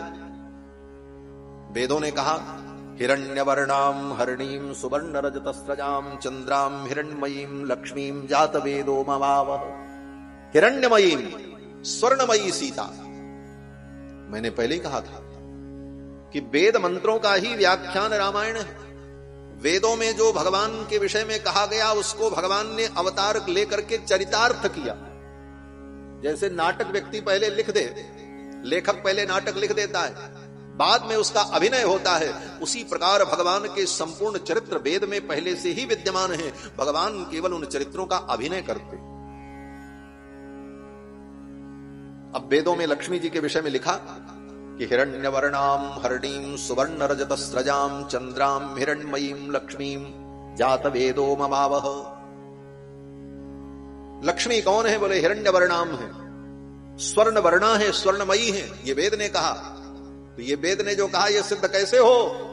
बोले तो राम जी की लीला में सिद्ध हो गया। लक्ष्मी जी स्वर्ण की बनकर के प्रकट हो गई, कारीगरों ने स्वर्ण की सुंदर मूर्ति बनाई और वेद मंत्रों के द्वारा उस मूर्ति में जानकी जी की प्रतिष्ठा की गई और यज्ञ मंडप में विराजमान किया गया और भगवान श्री राम यज्ञ कर। यही हमारा सनातन धर्म है। यज्ञेन यज्ञमयं तदेवास्तानि धर्माणि प्रथमान्यासन्। यही प्रथम धर्म यज्ञ। यज्ञो वै श्रेष्ठतम कर्म, यज्ञ से बड़ा कोई श्रेष्ठ कर्म ही नहीं। और भगवान श्री राम जी का तो संपूर्ण चरित्र यज्ञ में, यज्ञ से ही प्रकट होते हैं। अयोध्या में दशरथ जी ने यज्ञ ही तो किया तो प्रकट हुए, यज्ञ में प्रकट हुए। और विवाह जब हुआ, बोले विवाह भी यज्ञ में हुआ। यहां भी यज्ञ चल रहा था। कौन सा यज्ञ? धनुष यज्ञ सुनी रघुकुल नाथा, हर्ष चले मुनिवर के साथा। धनुष यज्ञ सुनी रघुकुल नाथा, हर्ष चले मुनिवर के साथा। हर्ष चले मुनिवर के साथा, हर्ष चले मुनिवर के साथा। यज्ञ से प्रकट हुए, यज्ञ में विवाह हुआ। और बाद में राम जी ने कितने यज्ञ किए। कोटिन बाज मेध पबुकीने, अनेक बाज मेध यज्ञ, अश्वमेध यज्ञ राम जी। नैमिषारण्य में भगवान का अश्वमेध यज्ञ चल रहा था। संपूर्ण राज परिवार वहीं एकत्रित था, क्योंकि अश्वमेध यज्ञ 1 वर्ष का था। 1 वर्ष तक यज्ञ होना था, इसलिए संपूर्ण राज परिवार मंत्री सब वहीं थे। वहीं से पूरे प्रशासन की व्यवस्था संचालित हो रही थी। अस्थायी रूप से राजधानी बना दी गई थी नैमिषारण्य। जैसे कुछ दिन के लिए सरकार कहीं दूसरे जगह बैठने लग जाए, उस प्रकार से नैमिषारण्य में ही पूरी सत्ता जो है केंद्रित थी और राम जी का यज्ञ चलता था। उसी यज्ञ में वाल्मीकि जी महाराज लव कुश को लेकर के गए और कहा सड़क पर घूम घूम करके रामायण का गान करो। लव और कुश दोनों भाई जब गायन करने लगे तो कथा सुनकर के पब्लिक जनता उनके पीछे चलने लगी। अब वो गाते जा रहे हैं, जनता उनके पीछे पीछे चल रही है। ऐसी कथा दुनिया में आपने कभी सुनी नहीं होगी। वक्ता जो है वो चल रहा हो और पब्लिक, जनता, श्रोता उसके पीछे पीछे सुनने के लिए दौड़ रहे हो। महाराज अपार भीड़ पीछे पीछे चल रही है और आगे कुशलव दोनों भाई राम कथा का गायन करते हुए आ रहे हैं। इधर से भगवान श्री राम रथ पर बैठकर अपने भाइयों के सहित जा रहे थे। रथ्यासुराज मार्गेषु ददर्श भरताग्रज। महर्षि वाल्मीकि कहते हैं कि भरताग्रज श्री रघुनंदन ने देखा रथ्यासुराज मार्गेषु, राजमार्ग पर, कोई पतली गली नहीं थी महाराज, राष्ट्रीय राजमार्ग पर अपार भीड़। रथ्यासु राजमार्गेषु ददर्श भरताग्रज। भरताग्रज श्री रघुनंदन ने देखा इतने श्रोता और ये गायन चल रहा है, ये क्या हो रहा है। सेवकों को भेजा, का पता लगा क्यों। बोले इतनी भीड़ आ गई, रास्ता जाम हो गया। स्वाभाविक है, हजारों की भीड़ सड़क पर उतर जाए तो रास्ता जाम हो जाएगा। फिर तो चाहे राष्ट्रपति हो चाहे प्रधानमंत्री हो, सबको रुकना पड़ेगा। गाड़ी आकाश में तोड़ के जाएगी नहीं, रथ आगे बढ़ नहीं सकता, जाम लग गया। राम जी का भी रथ रुक गया। राम जी ने देखा ये कैसी भीड़ है, क्या कारण है। सेवकों को भेजा, सेवकों ने पता लगाया। बोले महाराज 2 मुनि कुमार हैं, बड़ी सुंदर कथा सुना रहे। कथा सुनने के लिए श्रोता लोग उनके पीछे पीछे दौड़ रहे हैं। ये तो सब राम जी की लीला है, राम जी को तो सब मालूम है, वो तो अभिनय कर रहे हैं। राम जी ने कहा अगर ऐसी बात है तो इन मुनि कुमारों को मेरे दरबार में बुलाओ, वहां ये बैठ करके कथा सुनावे, प्रजा के लोग भी सुनेंगे और हम भी सुनेंगे। अब तो महाराज का आदेश हो गया रघुनंदन का। सेवकों ने जाकर के निवेदन किया, बोले महाराज आप चलो, अयोध्याधिराज महाराज रघुनंदन के दरबार में आपको इस कथा का गायन करना है और स्वयं महाराज इसे सुनेंगे। लव कुश तो यही चाहते थे। महर्षि वाल्मीकि ने भी यही योजना बनाई थी। वाल्मीकि जी ने कहा था बेटा तुम्हारी कथा सुन करके अयोध्या के राजा रघुनंदन तुम्हें अपने दरबार में बुलाएंगे सुनने के, और तुम चले जाना, मना मत करना, सुनाना, उनका सम्मान करना। वो राजा हैं, राजा ईश्वर का स्वरूप होता है। और बेटा वो राजा हैं, अपने धर्म का पालन करते हुए कथा सुनने के बाद तुमको दक्षिणा देंगे, लेकिन दक्षिणा मत लेना। पहले सिखा दिया था महर्षि वाल्मीकि। क्यों सिखा दिया? बोले भगवान की कथा सुना करके दक्षिणा लेना ये केवल ब्राह्मण का धर्म है, क्षत्रिय का धर्म नहीं। किसी पुण्य कर्म के बदले में दक्षिणा प्राप्त करना यह केवल ब्राह्मण के लिए शास्त्र विहित है और किसी के लिए नहीं। और ये लौकुश तो क्षत्रिय कुमार है। भगवान की कथा तो कोई सुना सकता है, लेकिन कथा के बदले में दक्षिणा लेना ये ब्राह्मण का ही धर्म हो सकता है, क्षत्रिय का नहीं। इसलिए महर्षि वाल्मीकि ने पहले ही कह दिया कि दक्षिणा मत लेना।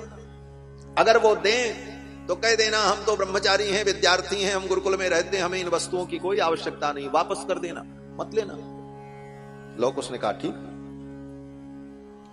आए महाराज, दरबार में बुलाए गए, दिव्य आसन लगा, कुश और लौ दोनों भाई विराजमान हुए। दोनों के स्वरूप को देखकर अयोध्यावासी कृतकृत्य हो गए, धन्य हो गए। मां कौशल्या, केकई, सुमित्रा, उर्मिला, मांडवी, श्रुतकीर्ति, सुमंत जी महाराज और भगवान के जितने परिकर, हनुमान, अंगद, जामवंत, सुग्रीव सब थे। क्यों बोले राम जी का अश्वमेध यज्ञ होता था तो निमंत्रण जाता था, ये सब आते थे यज्ञ में, सब आए थे। पूरा राम परिकर उपस्थित था। और इस कथा का उद्देश्य क्या है? इस कथा का उद्देश्य महर्षि वाल्मीकि का यही है कि जिन जानकी को अयोध्या वासियों ने अपवित्र समझा, एक धोबी के अपवाद को सुनकर भगवान श्री राम ने जानकी जी का त्याग कर दिया। भगवान जानते हैं कि श्री जानकी जी परम पवित्र हैं, दिव्य हैं, शुद्ध हैं, लेकिन अयोध्यावासी नहीं जानते, क्योंकि अयोध्यावासियों ने अग्नि परीक्षा नहीं देखी थी। अग्नि परीक्षा तो केवल जंगल में रहने वाले उन बंदरों ने देखी, उन भालुओं ने देखी थी, राम जी के उन परिकरों ने देखी थी, अयोध्यावासियों ने नहीं देखी। इसलिए अयोध्यावासियों को कैसे विश्वास दिलाया जाए कि सीता जी पवित्र और शुद्ध हैं?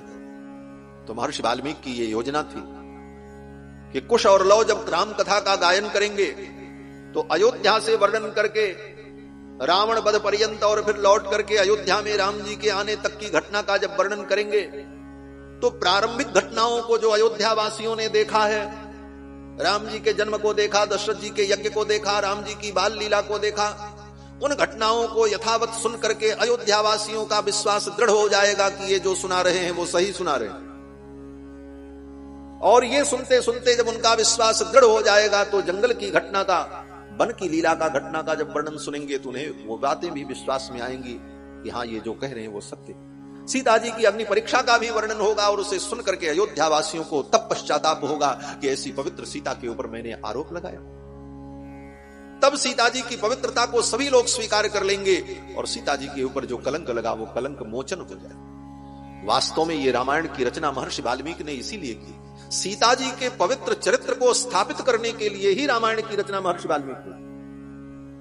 इसीलिए महर्षि वाल्मीकि कहते हैं कृत्नम रामायणम काव्यम सीतायाश्चरितम महत।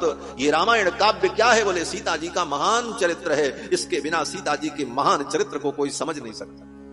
ये राम जी का चरित्र नहीं, राम जी का चरित्र तो इसी में गुप्त है।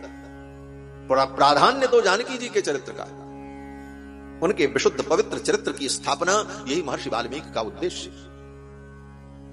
लौकुश आए, भगवान श्री रघुनंदन के दरबार में वर्णन प्रारंभ किया। जब कथा का वर्णन प्रारंभ किया तो ततस्तुतौ राम वच प्रचोदिता वगायताम मार्ग विधान संपदा।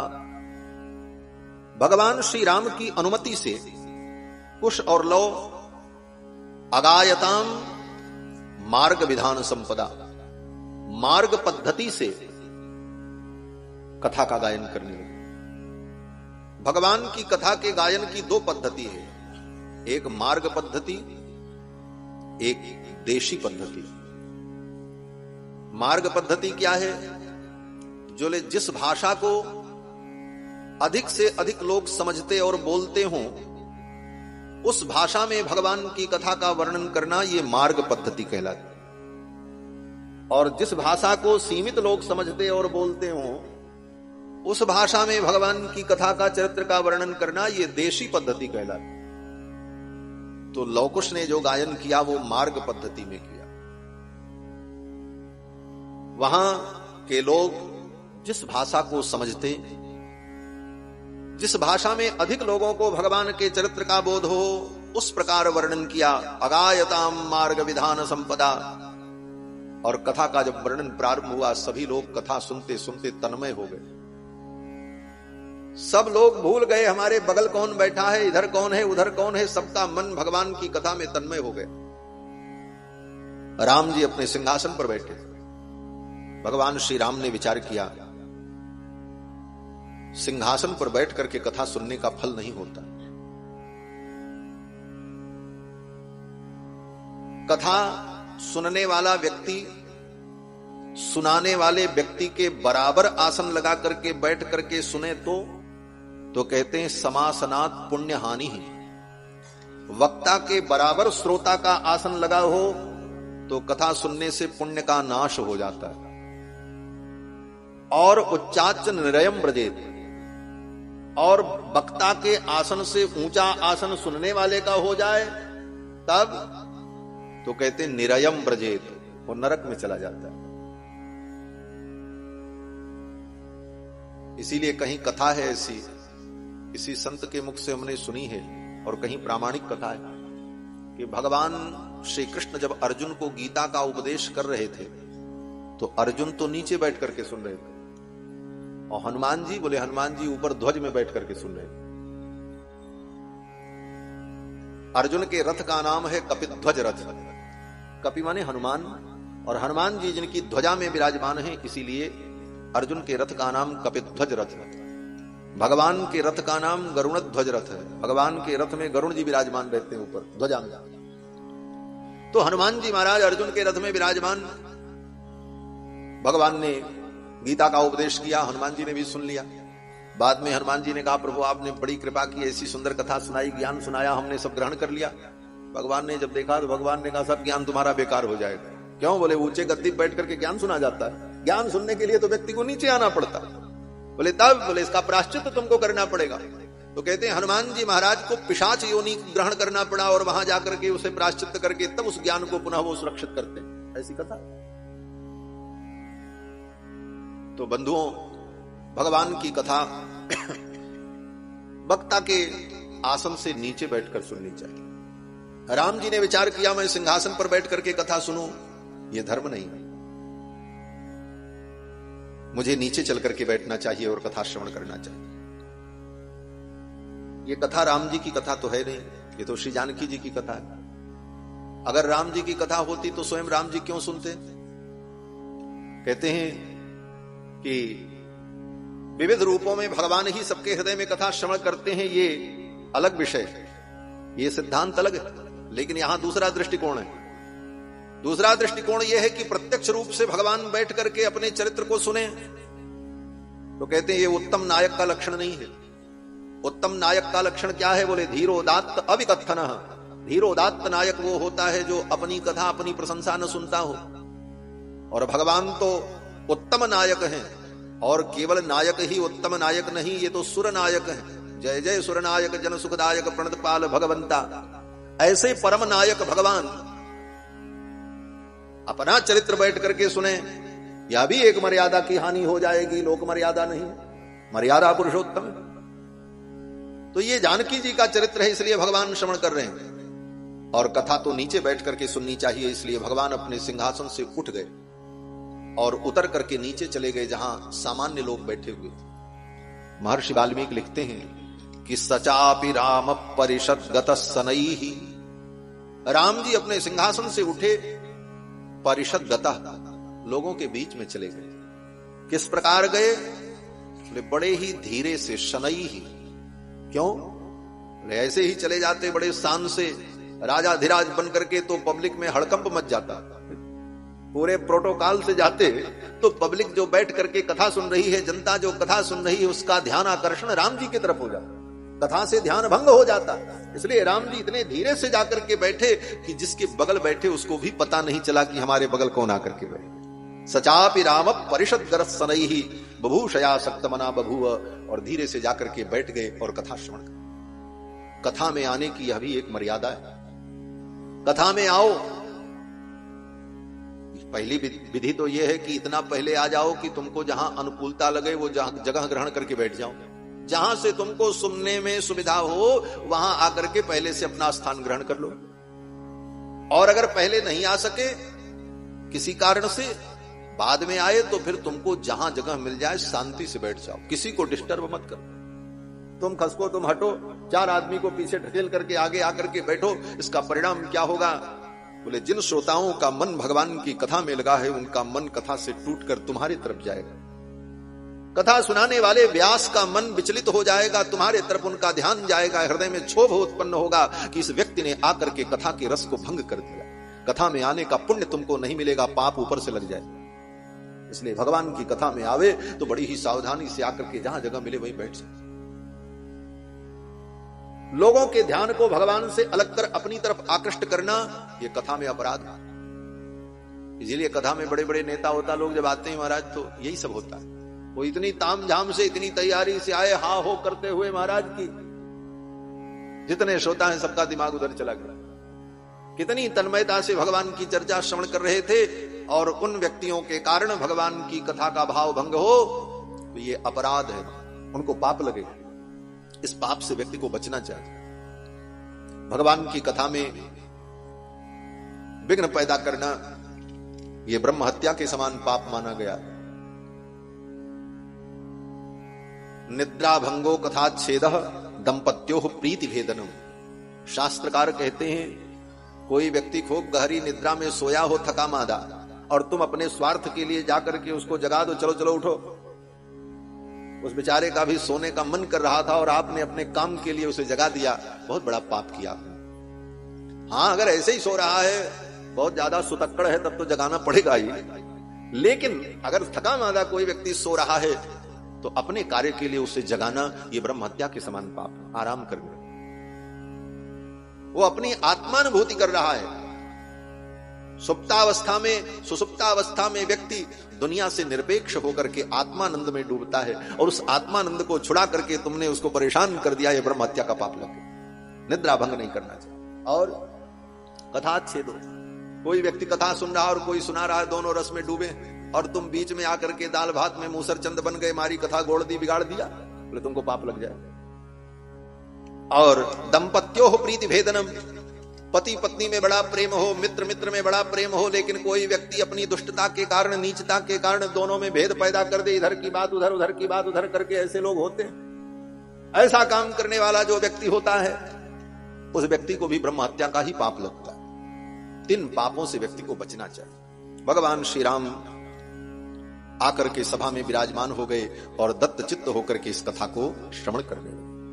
अब लवकुश कथा का वर्णन कर रहे हैं। राम जी के दरबार में यह कथा हो रही है और स्वयं राम जी इस कथा के साक्षी बन रहे हैं और स्वयं श्रवण कर रहे हैं। कथा शुरू कहां से होती? लव और कुश सबसे पहले अयोध्या का वर्णन करते। अयोध्या की महिमा क्या है? बोले सर्वा पूर्वमियम एसाम आसीत कृत्स्ना वसुंधरा प्रजापति मुपादाय नृपाणाम जयशालिनाम। ये अयोध्या नगरी कहते हैं सर्वा पूर्वमियम एशाम आसीत कृत्स्ना वसुंधरा। संपूर्ण पृथ्वी, संपूर्ण वसुंधरा जिन राजाओं के द्वारा शासित होती रही, ऐसे राजाओं की नगरी अयोध्या नगरी, जहां के राजा संपूर्ण पृथ्वी पर शासन करते, छत्रपति सम्राट, सारे विश्व की राजनीति का केंद्र अयोध्या। और ये राज्य प्रजापति मुपादाय नृपाणाम जयशालिनाम, ये राज्य उनको प्रजापति ब्रह्मा के द्वारा प्राप्त हुआ। इक्ष्वाकु मनु को अयोध्या का राज्य देकर के ब्रह्मा जी ने वहां का राजा घोषित किया और इक्ष्वाकु के द्वारा संपूर्ण पृथ्वी का पालन होता। अयोध्यापुरी का वर्णन करते हुए कुछ और लोग कहते हैं इक्ष्वाकूणाम इदम तेषाम राज्ञाम वंशे महात्मनाम। उन इक्ष्वाकु के वंश में अनेक प्रतापी राजा हुए, जिन राजाओं ने धर्म पूर्वक संपूर्ण पृथ्वी का पालन किया। विश्व की प्रथम नगरी अयोध्या नगरी है। विश्व का प्रथम केंद्र, सृष्टि का प्रथम केंद्र अयोध्या। मनु जी महाराज से मानवों की सृष्टि हुई। दुनिया के जितने मनुष्य हैं सब मनु की संतान हैं और मनु जी महाराज अयोध्या के राजा। अयोध्या से ही सृष्टि का विस्तार होता है, मूल केंद्र है अयोध्या। और वहां के राजा श्री मनु जी महाराज, जिन्होंने अयोध्यापुरी बसाई। मनुना मानवेंद्रेण या पुरी निर्मिता स्वयं। मानवेंद्र मनु ने जिस पुरी का निर्माण किया, मनुना मानवेंद्रेण या पुरी निर्मिता स्वयं। दूसरा अर्थ करते हैं कि मनुना मानवेंद्रेण या पुरी, जिस पुरी में मनु जी महाराज राजा हुए अयोध्यापुरी, उस पुरी को किसी ने नहीं बनाया, निर्मिता स्वयं। ये पुरी स्वयं निर्मित है। अयोध्यापुरी स्वयं व्यक्त पुरी है, भगवान का स्वरूप है। अयोध्या में और राम जी में रंच मात्र भी अंतर नहीं है। भगवान शंकर कहते हैं अयोध्या च परब्रह्म सरयू सगुण पुमान। अयोध्या साक्षात परब्रह्म रघुनंदन ही है। अयोध्या च परब्रह्म सरयू सगुण पुमान तन निवासी जगन्नाथ सत्यम सत्यम बदाम्यहम। भगवान शंकर कहते हैं हे पार्वती, अयोध्या च परब्रह्म, अयोध्या ही साक्षात परब्रह्म है। सरयू सगुण पुमान, और सरयू जी कौन है? बोले सगुण ब्रह्म है। भगवान श्री राम ही परब्रह्म परमात्मा ही सरयू के रूप में, जल के रूप में बह रहे हैं, लिक्विड फॉर्म में। जो ब्रह्म घनीभूत है, आनंद घन है, वही आनंद घन परमात्मा जल रूप में मानो प्रवाहित हो रहे हैं, वही भगवती सरयू। भगवान शंकर कहते हैं कि सरयू सगुण पुमान, और अयोध्या में वास करने वाले अयोध्यावासी, भगवान शंकर कहते हैं तन निवासी जगन्नाथ। अयोध्या में रहने वाले जो हैं सब जगन्नाथ हैं। जगन्नाथ जी में तो एक ही जगन्नाथ है, अयोध्या में गली गली में जगन्नाथ जी। भगवान शंकर की वाणी, तन निवासी जगन्नाथ सत्यम सत्यम बदाम्यहम। मैं सत्य सत्य कहता हूं, अयोध्या साक्षात ब्रह्म का रूप है। ऐसी अयोध्यापुरी, अयोध्यापुरी का वर्णन करते हैं। सप्त मोक्षदायिनी पुरियों में अयोध्या का प्रथम परिगणन होता है। सबसे पहली पुरी अयोध्या। अयोध्या मथुरा माया काशी कांची यवंतिका। अयोध्या का नाम सत्या भी है, अयोध्यापुरी का नाम सत्या है। अयोध्यापुरी का एक नाम है बिमला, ये बिमलापुरी है। जो अयोध्या में पहुंच जाए वो बिमल हो जाता है। बिमला उसे बिमल बना देती है, मल रहित कर देती है। और अयोध्या में रहने वाला व्यक्ति, वास करने वाला प्राणी भगवान को कितना प्रिय है। स्वयं भगवान कहते हैं अति प्रिय मोही यहाँ के वासी। अयोध्यावासी भगवान को अत्यंत प्रिय है। अति प्रिय मोही यहाँ के वासी, मम धामदापुरी सुखराशि। ऐसी भगवान की अयोध्यापुरी। और अयोध्यापुरी कितनी बड़ी है, लव कुश वर्णन करते हैं। आयता 10 द्वेच 12 योजन लंबी और श्रीमती त्रीणि विस्तीर्णा 3 योजन चौड़ी। 12 योजन लंबी और 3 योजन चौड़ी अयोध्यापुरी, मत्स्य के आकार की सरयू के तट पर बसी हुई परमपुरी अयोध्या, जो भगवान का परम स्वरूप है, परम धाम है। आप कहोगे महाराज एक तरफ कहते हो अयोध्या भगवान का धाम है, दूसरे तरफ अयोध्या ही भगवान है, ये परस्पर विरुद्ध बातें कैसे दिमाग में उतरेंगी? है? तो कहते हैं कि देखो, रामस्य नाम रूपम च लीलाधाम परात्परम एतत् चतुष्टयम नित्यम सच्चिदानंद विग्रह। भगवान का नाम, भगवान का रूप, भगवान का धाम और भगवान की लीला, ये चारों सच्चिदानंद ही। रामस्य नाम रूपम च लीलाधाम परात्परम एतत् चतुष्टयम नित्यम सच्चिदानंद विग्रहम। ये सच्चिदानंद विग्रह, धाम भी भगवान का स्वरूप है, सच्चिदानंद घन है। कैसे? कहने के लिए भगवान का धाम, भगवान का नाम, भगवान की लीला, लेकिन सब भगवान ही।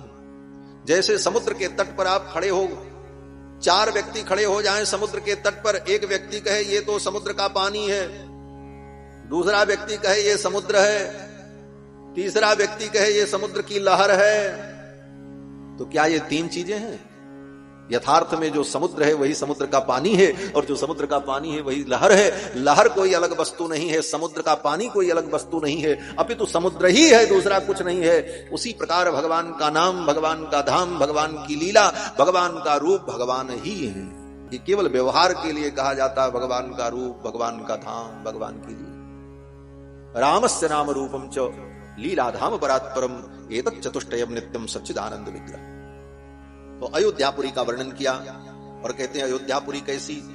बोले जिस अयोध्यापुरी में बड़ी बड़ी अट्टालिकाएं, बड़ी बड़ी प्रासाद हैं, बड़ी बड़ी महल, सुंदर राजमार्ग से विभूषित, अनेक प्रकार के उद्यान और उपवन से विभूषित अयोध्यापुरी, जिस अयोध्यापुरी में चारों वेद के विद्वान, अग्निहोत्रादि कर्म करने वाले, बड़े बड़े वैदिक विद्वान, यज्ञादि कर्म करने वाले महा पंडित आचार्य निवास करते हैं, ऐसी महान अयोध्यापुरी, साली तंडुल संपूर्णाम इक्षुकांड रसोदकाम, जिस अयोध्या की सीमा में जो अन्न उत्पन्न होता है वो अन्न कितना सुंदर, महर्षि वाल्मीकि कहते हैं साली तंडुल संपूर्णा, साली चावल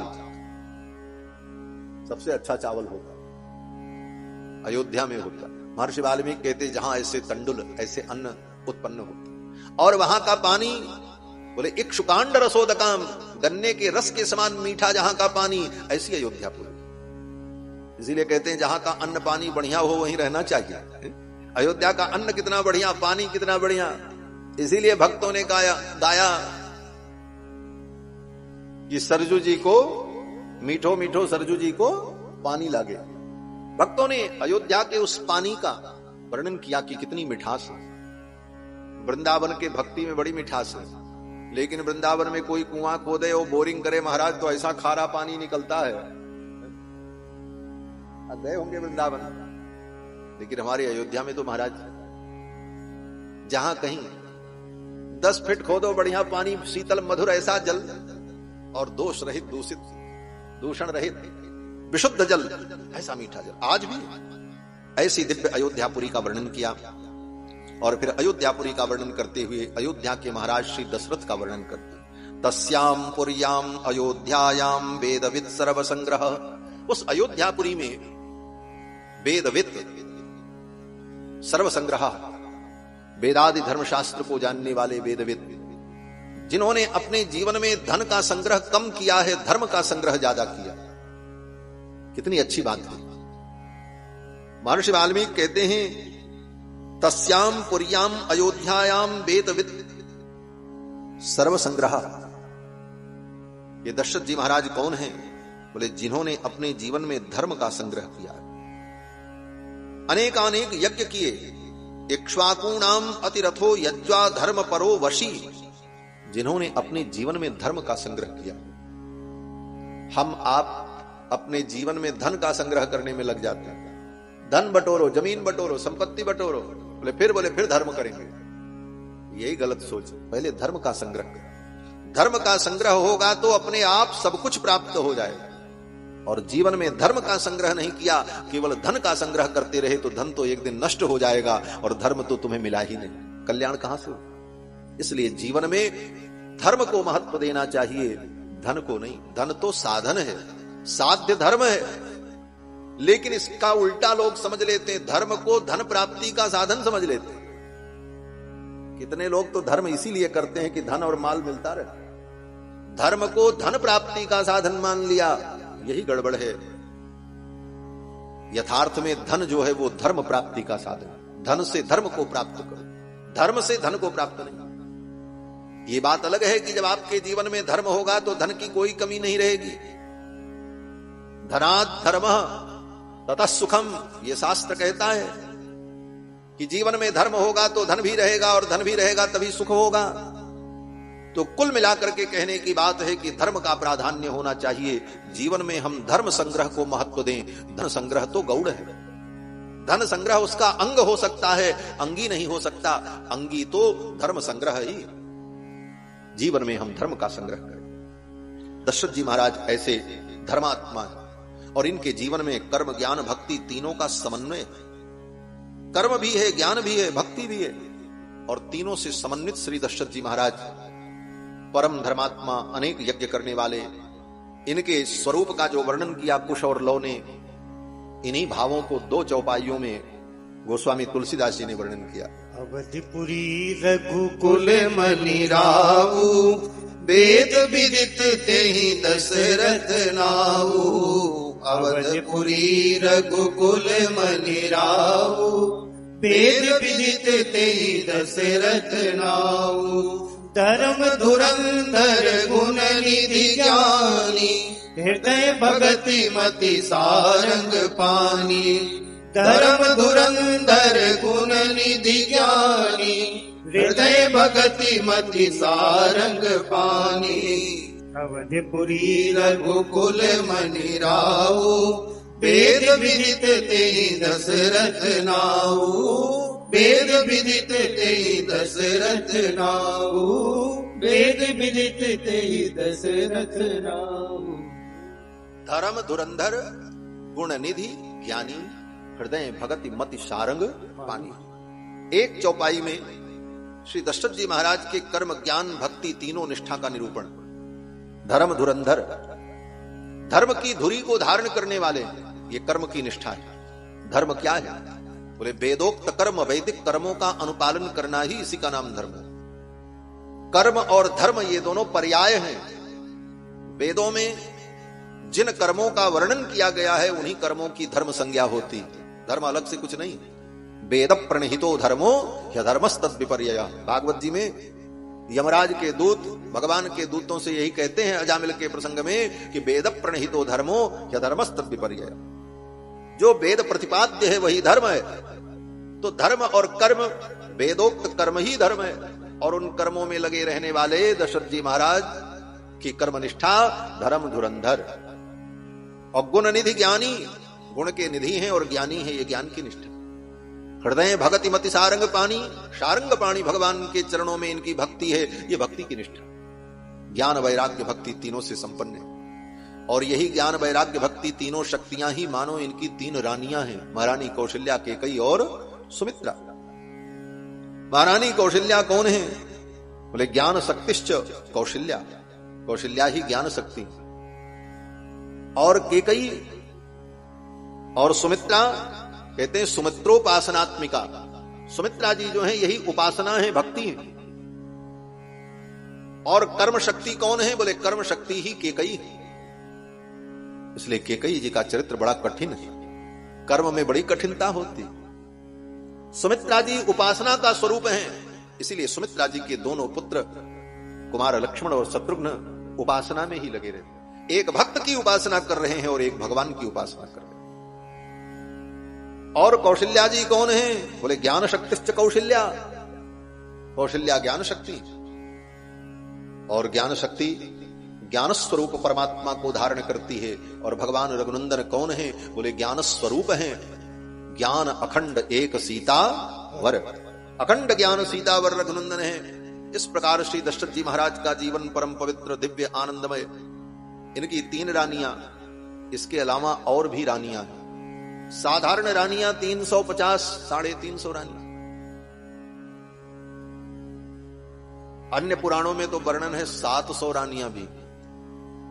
और मिथिलावासी तो यही पक्ष ज्यादा मानते हैं, 700 वाला पक्ष। मिथिलानियां कहती हैं कि सजनी बर में बड़बड़ बात। मिथिला की सखियां कहती हैं सजनी बर में बड़बड़ बात। इस बर में बड़ी बड़ी विशेषताएं हैं। बोले क्या विशेषता है? बोले दुल्हा की जो माताएं हैं कितनी हैं? बोले 700 हैं। बोले 700 माताएं हैं। और पिता कौन है? बोले पिता 10 रथ। बोले तो एक रथ पे कितनी माताएं बैठ करके चलती रही होंगी, हिसाब लगाओ। तो मिथिलानियों ने कहा एक के ऊपर 70 होए बड़ो उत्पात, सजनी बर में बरबर बात। बर में तो बड़ी विशेषता है, मिथिलानियां कहती हैं। तो 700 रानियां भी दशरथ जी की हैं, ऐसा भी पुराणों में वर्णन है। लेकिन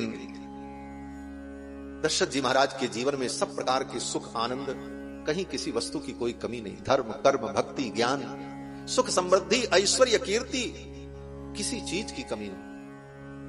अगर कमी है तो इन्हें कोई संतान नहीं। और चौथी अवस्था आ गई, अभी तक संतान की प्राप्ति नहीं। 60,000 वर्ष की अवस्था हो गई दशरथ जी महाराज की और कोई पुत्र नहीं, कोई संतान नहीं। और बड़ी अद्भुत बात, 60,000 वर्ष की अवस्था हो गई, अभी तक दशरथ जी महाराज ने पुत्र प्राप्ति के लिए कोई उपाय भी नहीं किया। कोई उपाय भी नहीं किया। आप सोचो किसी के घर में विवाह हो और विवाह के 2-4 वर्ष तक तो कोई बात नहीं, लेकिन धीरे धीरे 5 वर्ष 6 वर्ष अगर बीते, ज्यादा से ज्यादा 6 वर्ष बीतने के बाद तो चिंता शुरू हो जाती कि अब बेटा बेटी होना चाहिए। और उसके बाद भी नहीं हुआ तो फिर बात धीरे धीरे बढ़ती, फिर पूजा पाठ अनुष्ठान धर्म कर्म देवी देवता डॉक्टर वैद्य हकीम सब जगह व्यक्ति दौड़ता है? और दशरथ जी महाराज की 60,000 वर्ष की अवस्था हो गई और अभी तक इनको पुत्र प्राप्ति नहीं हुई, और पुत्र प्राप्ति के लिए कोई उपाय भी नहीं किया। कहीं लिखा हो तो हमको बताना, इसके पहले दशरथ जी ने कोई उपाय किया हो कि भाई बेटा नहीं है, पुत्र प्राप्ति के लिए कोई यज्ञ करें, अनुष्ठान करें, कोई धर्म करें, कुछ नहीं, पहली बार। इसीलिए गुरु जी महाराज लिखते हैं, गोस्वामी जी महाराज लिखते हैं कि दशरथ जी महाराज को चिंता हुई कि हमें संतान नहीं। एक बार, पहली बार, एक बार त्रेतायु एक बार भूपति मन माही, भय गलानी मोरे सुत नाही। एक बार भूपति मन माही, भय गलानी मोरे सुत नाही। भय गलानी मोरे सुत नाही, भय गलानी मोरे सुत नाही। एक बार भूपति मन माही, इसके पहले कभी नहीं गलानी हो गई। पंक्ति तो यही कहती, एक बार भूपति मन माही, भय गलानी मोरे सुत नाही। इसके पहले कभी इनको गलानी नहीं हुई कि हमको बेटा बेटी नहीं। क्यों? 60,000 वर्ष हो गए, सोचना चाहिए था। आज ही ये ग्लानि क्यों उत्पन्न हुई? इसके पहले निश्चिंत बैठे थे, अभी तक कोई उपाय नहीं किया। तो कहते हैं दशरथ जी महाराज इसलिए निश्चिंत बैठे थे, इनको विश्वास था अपने ठाकुर पर, ठाकुर जी के वचनों पर विश्वास है कि भगवान ने कहा है हम पुत्र बन करके आएंगे तो भगवान आएंगे। जब ये स्वयंभू मनु और शत्रुपा के रूप में थे, नैमिषारण्य में जाकर के तप किया, भगवान प्रसन्न हुए। भगवान ने कहा मांगो वर, क्या चाहिए? मांगो मांगो वर भई न भवानी। आकाशवाणी हुई, मांगो मांगो मांगो मांगो वर, मांगो मांगो। 2 बार भगवान ने कहा मांगो मांगो मांगो मांगो वर। कहते 2 बार क्यों कहा? बोले दोनों तपस्या कर रहे थे पति पत्नी, तो मानो भगवान ने पति से भी कहा तुम भी मांगो और पत्नी से कहा तुम भी मांगो, मांगो मांगो। एक संत कहते थे नहीं, तपस्या करने वाले भी 2 हैं और वरदान देने वाले भी 2। कौन है? बोले जुगल सरकार श्री सीतारामचंद्र जी, दोनों प्रकट हो गए। तो भगवान तो अत्यंत उदार, भगवान ने कहा मांगू, तो जानकी जी ने कहा मांगू, मैं भी देने को तैयार हूं, मांगू मांगू मांगू बर भई न भवानी। और उस वाणी को सुनते ही हजारों वर्ष से जो तप कर रहे थे, जिनका शरीर कृष्णकाय हो गया था, परम स्वस्थ हो गए। हृष्ट पुष्ट तन भय सुहाए, मानो अबहि भवन ते आए। मानो अभी ही लौट करके महल से आ रहे हो, स्वस्थ हो गए भगवान की वाणी सुनकर। और फिर भगवान से कहा प्रभु मैं पहले आपका दर्शन करना चाहता हूं। वाणी सुनकर के जब इतना आनंद हुआ, हम हृष्ट पुष्ट स्वस्थ हो गए, तो आपका दर्शन करके कितना आनंद मिलेगा। अब तो हमारे मन में आपके दर्शन की लालसा, पहले आपको देखें, आप हो कौन? जिसकी वाणी इतनी मीठी है, उसका मुखमंडल कितना मधुर होगा, उसका चरण कमल कितना सुंदर होगा, उसके कर कमल कितने सुंदर होंगे। मैं दर्शन करना चाहता हूं। भगवान ने कहा किस रूप में दर्शन दूं? तो स्वयंभू मनु ने कहा कि जो स्वरूप बस शिव मन माही, और जेहि कारण मुनि जतन कराही। जिसके लिए बड़े बड़े मुनि महात्मा जतन करते हैं, जो स्वरूप बस शिव मन माही, जेहि कारण मुनि जतन कराही। जो भुसुंडि मन मानस हंसा, सगुन अगुन जेहि निगम प्रशंसा। देखहि हम स्वरूप भरी लोचन, कृपा करहु प्रणतारति मोचन। हे प्रणतारति हर, हे भक्त वत्सल, हे भक्त वांछा कल्पतरु, आपके उस दिव्य रूप को मैं देखना चाहता हूं, जो स्वरूप भगवान शिव के मन में, काग भुसुंडी जी जिन स्वरूप का ध्यान करते वो स्वरूप। भगत वचल प्रभु कृपा निधाना, विश्वास प्रगटे भगवान। भगवान प्रकट हुए, कहा मांगो। स्वयंभू मनु और शत्रुपा ने प्रार्थना की। स्वयंभू मनु ने कहा अब तो आपसे मांगने का मन नहीं करता।